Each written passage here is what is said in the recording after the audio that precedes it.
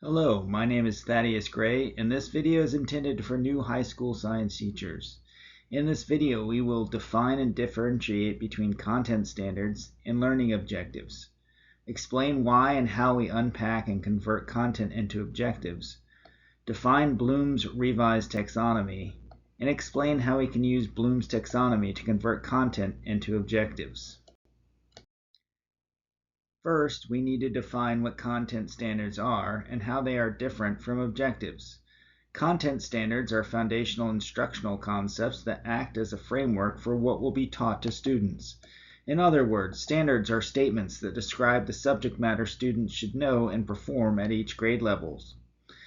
Objectives are the specific and measurable outcomes that students will produce as evidence of learning. Objectives are statements of intended learning outcomes of the instruction. Next, we will discuss how to convert the broad ideas displayed in content standards into actionable learning objectives.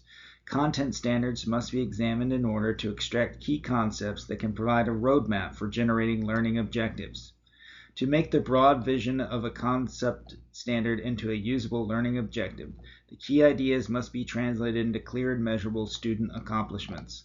The objectives should be centered around the student's learning experience and can be broken down into two distinct types: behavioral objectives and descriptive objectives. Behavioral objectives give specific student actions, testing conditions, and performance criteria. Descriptive objectives indicate what the students are to learn. They state the student performance and the product of learning without using language that specifies observable behavior. An excellent way to ensure clarity in learning objectives is to use Bloom's taxonomy. In the 1950s, psychologist Benjamin Bloom developed what is now known as Bloom's taxonomy. This cognitive pyramidal framework categorizes the critical reasoning required by tasks into defined levels, helping educators create well-defined learning goals. Bloom's taxonomy can be described as a pyramid with the most basic cognitive tasks at the bottom and the most strenuous tasks located at the peak. Students must essentially climb the levels of the pyramid by mastering the ever-increasing cognitive workload. This lays the groundwork for creating our learning objectives.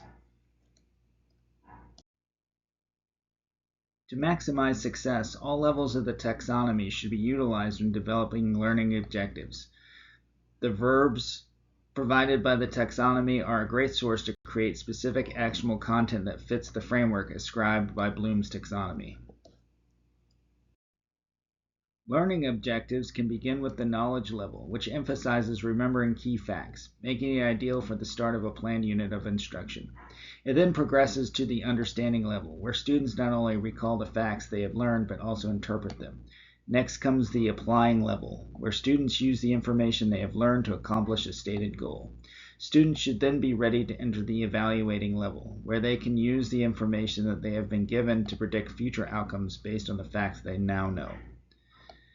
Finally, at the top of the pyramid is the creating level, which asks students to consider the fundamental truths they have learned and to generate new perspectives on that knowledge.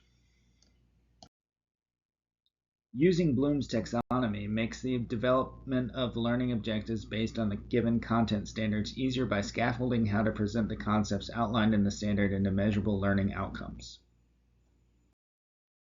I hope that this presentation has helped give some guidance and insight into how to convert content standards into learning objectives using Bloom's taxonomy.